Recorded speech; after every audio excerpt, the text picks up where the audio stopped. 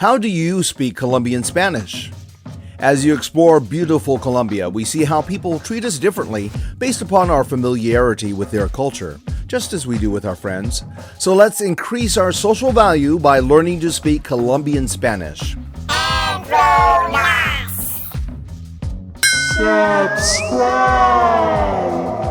In our previous episode, you merely listened to my Colombian friend Juan D speak the Colombian Spanish language.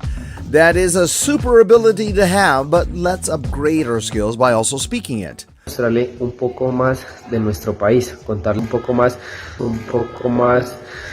Los colombianos somos muy alegres, somos muy amables con los extranjeros, muy amables. Hola, that's mean hi. Adiós means bye.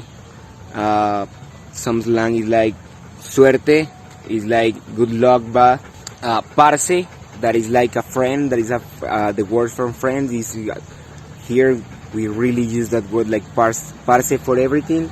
Todo bien, that is everything is good, that is a way to say hi and say goodbye to. Is like hey buddy, hola, todo bien, it's like hey, what's up?